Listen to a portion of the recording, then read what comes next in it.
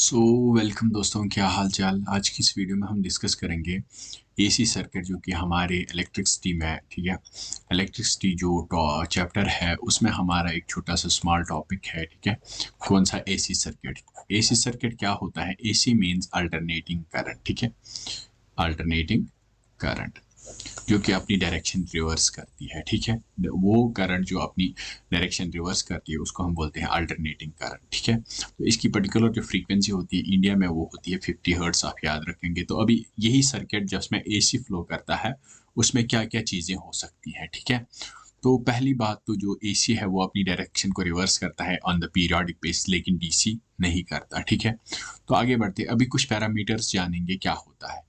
Amplitude, ठीक है, current और वोल्टेज का मैक्सिमम वैल्यू जितना होगा सर्किट में उसको हम बोलते हैं एम्पलीट्यूड। ठीक है, फ्रीक्वेंसी क्या होती है, कितने फ्रीक्वेंसी पे ये सप्लाई होती है करंट। ठीक है, एसी सर्किट में तो मोस्ट जो होता है, मैंने बोला आपको, इंडिया में 50 हर्ट्स है और कहीं जगह पे, कहीं कंट्रीज में 60 हर्ट्स है। ठीक है, फेज क्या होता है? ठीक है, जब हम बोलते हैं फेज, ये होता है हमारा एंगल। ठीक है, फेज एंगल यानी ये पोजीशन बताता है। अगर हम कोई भी पॉइंट लेंगे, कोई रेफरेंस पॉइंट, तो उसके हिसाब से एक वेव की पोजीशन क्या है, कौन हमें बताता है? फेज। ठीक है, इसी पे हम निकालते हैं फेज डिफरेंस। ठीक है, आगे हम पढ़ेंगे जब कैपेसिटिव सर्किट होता है और जब इंडक्टिव सर्किट होता है तो फेज डिफरेंस क्या क्या होता है। ठीक है, तो ये चीज़ें, ये फेज है वो बहुत इंपॉर्टेंट रोल अदा करता है। अब आता है एक इंपॉर्टेंट कंसेप्ट, वो होता है आरएमएस वैल्यू। ठीक है, रूट मीन स्क्वायर वैल्यू। ये वोल्टेज का हम निकालते हैं और करंट का निकालते हैं। ये वो वैल्यू होता है एसी करंट या वोल्टेज का जो वैल्यू सेम पावर देगा डीसी सर्किट में। अगर सेम डीसी सर्किट है उसमें जो सेम पावर जनरेट करेगा इक्विवेलेंट डीसी सर्किट में, उसका हम बोलते हैं आरएमएस वैल्यू। तो फार्मूला आप याद रखेंगे, RMS value of voltage is V R M S is equal to maximum voltage. ठीक है, maximum voltage upon root two, और करंट का है maximum current upon root two. Important question है। ठीक है, इंपॉर्टेंट की याद रखना आरएमएस वैल्यू क्या होता है, V maximum upon root two and I R M S is I maximum upon root two. ठीक है, तो टेलीग्राम का लिंक डिस्क्रिप्शन में मिल जाएगा, ज्वाइन कीजिएगा। Basic component of AC circuit, जो एसी सर्किटरी होती है अब उसका बेसिक कंपोनेंट क्या होता है। ठीक है, बेसिक कंपोनेंट क्या रहता है एसी सर्किट का, ये हम बोलते हैं it is as R L C circuit. ठीक है, ये आर होते हैं रेजिस्टर्स। ठीक है, एल होते हैं इंडक्टर्स, याद रखेंगे, और सी होते हैं कैपेसिटर्स। ठीक है, क्या होते हैं? R L C, resistors, inductors और कैपेसिटर्स। ठीक है, जो रेजिस्टर्स होते हैं, it opposes the flow of electric current. ठीक है, ये and dissipates energy in the form of heat, dissipates energy in the form of heat. जो हमारे रेजिस्टर होते हैं वो मदद करते हैं हमें हीटिंग इफेक्ट में। किस में मदद करते हैं? Heating effect. जैसे आपने देखा होगा जो नाइक्रोम वायर होती है इन द इलेक्ट्रिक हीटर्स। ठीक है, जो इलेक्ट्रिक हीटर्स में नाइक्रोम वायर होती है उसकी रेजिस्टेंस बहुत ही ज़्यादा होती है। ठीक है, तो उसमें क्या होता है, एनर्जी जो है, इलेक्ट्रिकल एनर्जी, वो हीट में कन्वर्ट हो जाती है, उसको हम बोलते हैं हीटिंग इफेक्ट। ठीक है, तो जब ये रेजिस्टर किसी सर्किट में होगा, ठीक है,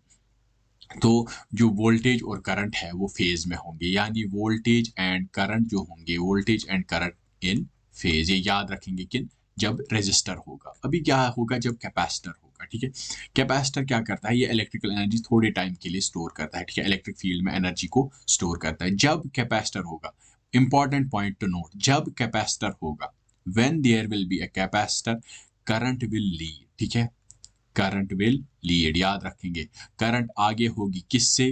वोल्टेज से। Current will lead voltage bye 90 degree, याद रखेंगे, या पाई बाई 2 रेडियंस, क्योंकि 90 डिग्री पाई बाई 2 रेडियंस होते हैं। ठीक है, 180 degree is pi radians, 90 is pi by 2 radians. ठीक है, याद रखेंगे जब कैपेसिटर होगा। अगर अभी याद नहीं रहेगा, कैपेसिटर को हम सी से डिनोट करते हैं, हम याद रखेंगे C for current, current will lead.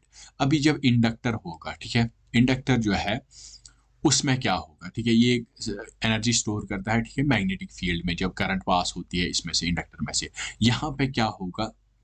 Voltage will lead, याद रखेंगे, कंफ्यूजन नहीं करना, वोल्टेज विल लीड। ठीक है, वोल्टेज आगे रहेगी करंट से, कितने?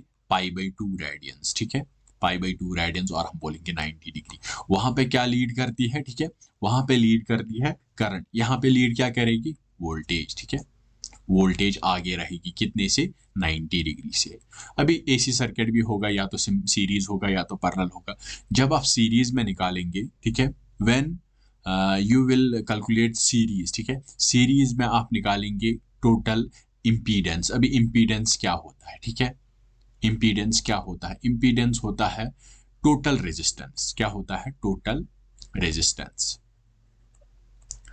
चाहे वो रेजिस्टर्स के थ्रू आए या इंडक्टर्स या कैपेसिटर्स के थ्रू, उसी पे यहाँ पे फॉर्मूला है, ये आप याद रखेंगे। Total impedance is R plus J, this is imaginary part. XL is inductive reactance जिसको हम ओमेगा एल से डिनोट करते हैं, और एक्ससी इज कैपेसिटिव रिएक्टेंस, ठीक है। कैपेसिटर्स के थ्रू रिएक्टेंस जो काज की गई उसको कैपेसिटिव रिएक्टेंस बोलते हैं, और उसको बोलते हैं इंडक्टिव रिएक्टेंस। तो ये है फॉर्मूला। ये जो पार्ट है ये है imaginary component, because it shows total impedance in imaginary plane, ठीक है। इमेजिनरी प्लेन, इसीलिए यहाँ पे इमेजिनरी कंपोनेंट आ गया। अभी अगर पैरेलल सर्किट होगा तो वहां पे आप सीधे करोगे 1/z टोटल, यानी impedance total will be individual impedance का रेसिप्रोकल, ठीक है। ये आप याद रखेंगे। रिएक्टेंस एंड इम्पीडेंस, ठीक है। क्या होते हैं रिएक्टेंस, ठीक है। जो अपोजिशन कैपेसिटर्स करेंगे उसको हम बोलते हैं रिएक्टेंस। कैपेसिटर्स एंड इंडक्टर्स जो अपोजिशन दिखाएंगे, opposition to the current shown by capacitors and inductors to the flow of AC, इसको हम बोलते हैं इंडक्टिव, सॉरी इसको हम बोलते हैं रिएक्टेंस। अभी दो टाइप्स के आते हैं। जो इंडक्टर्स दिखाएंगे उसको बोलेंगे inductive reactance denoted by XL, ठीक है। इसको हम लिखते हैं ओमेगा एल।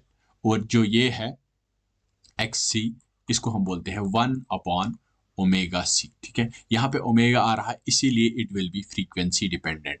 इस पे ये किस पे डिपेंड करेगा? फ्रीक्वेंसी पे डिपेंड करेगा। अभी आती है टोटल रिएक्टेंस, ठीक है। टोटल अपोजिशन वो आप कैसे कैलकुलेट करेंगे? तो वो रेजिस्टर्स की भी होगी और कैपेसिटर्स की भी होगी। रेजिस्टर्स, कैपेसिटर्स, इंडक्टर्स सब की होगी, जो कंबाइंड होगी उसको हम इम्पीडेंस बोलते हैं। उसकी फार्मूला आप याद रखेंगे, ठीक है। It is Z is under root of R square plus XL क्या होता है? इंडक्टिव रिएक्टेंस, और एक्ससी क्या होता है? कैपेसिटिव रिएक्टेंस, इनका स्क्वायर। ये फार्मूला आप याद रखेंगे। न्यूमेरिकल शायद आ जाए इस पे, या नहीं तो फिर जो हम बोलते हैं ये फार्मूला एज इट इज आ सकती है कि टोटल इम्पीडेंस जो होती है अगर हम रेजिस्टर्स और इंडक्टर्स और कैपेसिटर्स को कंबाइन करें आरएलसी सर्किट में, क्या होती है। उसके बाद आती है फेजर रिप्रेजेंट। इसको हम करते हैं रिप्रेजेंट। ये उतना इंपॉर्टेंट नहीं है, but it should be noted कि ये इमेजिनरी पार्ट को रिप्रेजेंट करने के लिए फेजर नोटेशन, उसको हम ऐसे दिखाते हैं, ठीक है। आगे बढ़ते हैं। फाई यहाँ पे फेज एंगल है। अभी पावर आता है, 3 टाइप्स के पावर आते हैं, ठीक है। याद रखेंगे 3 types of power are there. Real power denoted by P, reactive power denoted by Q and apparent power denoted by S, ठीक है। तो देखेंगे कौन सी चीज क्या होती है। रियल पावर वो तो आपको पता ही होगा, it is VRMS IRMS cos of phi, ठीक है। VRMS IRMS cos of phi, ठीक है, याद रखेंगे। तो real power VRMS IRMS cos of phi, और इसका unit watt. Point to be noted, ये वाला पावर हम वाट में दिखाते हैं, ठीक है। दूसरा होता है रिएक्टिव पावर, जिसको हम क्यू से डिनोट करते हैं, VRMS IRMS sine of phi. याद रखेंगे यहाँ पे क्या है? Sine of phi. तो इसको हम VAR में डिनोट करते हैं, वोल्ट एम्पियर्स रिएक्टिव। और तीसरा आता है अपेरेंट पावर, ठीक है।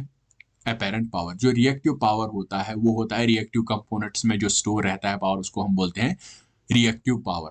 और अपेरेंट पावर जो होता है it is total power in the circuit, ठीक है। ये टोटल पावर, इसको हम वोल्ट एम्पियर्स से दिखाते हैं, ठीक है। यूनिट इसका क्या रहेगा? वोल्ट एम्पियर्स, याद रखेंगे। तो ये एस से डिनोट होता है, इसको हम करते हैं कैलकुलेट VRMS IRMS, ठीक है।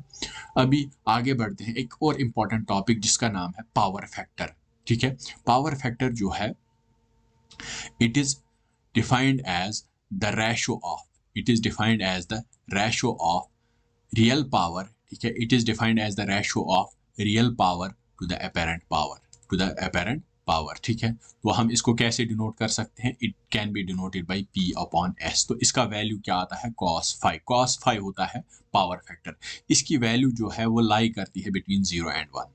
जब 0 होगी तो इट विल बी इनइफेक्टिव, यानी पावर यूटिलाइजेशन क्या है? इनइफेक्टिव। अगर ये अभी 1 होगा दैट मीन्स इफेक्टिव, ठीक है। That means purely effective. तो इसके दरमियान इसकी वैल्यू चेंज होती रहती है, ठीक है। कोसाइन ऑफ फेज एंगल यानी cos फाई क्या होता है? ये होता है हमारा पावर फैक्टर, ठीक है। 1 जो होता है वो प्योरली, मतलब we can say it is effective power, ठीक है। अभी जो हमारा जो एसी सर्किट है ये कहाँ-कहाँ पे यूज़ होता है, ठीक है? घर में जो लाइक वी से हाउस होल्ड अप्लायंसेस में सब कुछ वहाँ पे क्या चलता है एसी से, ठीक है? बाकी इलेक्ट्रॉनिक्स और कम्युनिकेशन सिस्टम में एसी यूज़ होता है रेडियो ट्रांसमिशन वगैरह में, ठीक है?